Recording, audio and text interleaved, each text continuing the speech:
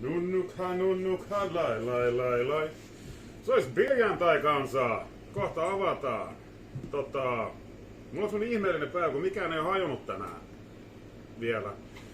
Niin mä ajattelin keksitään joku uusi juttu tänne someen, niin tähän tenkikoulu. Mä opetan teille White Ladyn, mun ja mun vaimon lempi aperitiivi.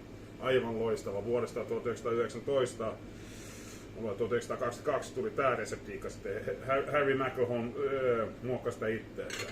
Upotetaan lasi sitruunamehuun ja sitten sokeriin. Tulee sokerireunoja. Jos meinaat tehdä monelle kaverille siellä himassa, niin tää on hyvä systeemi. Pop, niin se on siinä. Alkoholitonta giniä.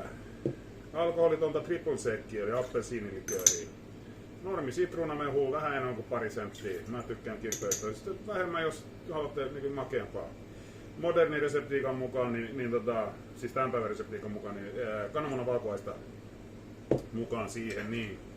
Kato, Suomessa ei saa tehdä, ei saa mainostaa alkoholituotteita, niin kaikki, tää on niin täysin alkoholiton tinkki tietysti, mutta ainesosat ovat samat.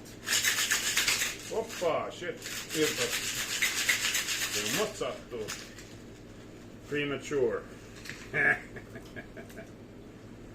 Kotona voitte käyttää sitä teidän pre-workout-tötterää, tämmönen muovi, mistä juotte teidän proteiini, mitä te nyt juotte teidän mäkäyssalilla. Se toimii aivan loistavasti shakerinä. Sitten siellä lime koristeeksi. God damn. Hyvä. Ikinä ei saa kysyä, mitä baarimestarilla on kahvikupissa.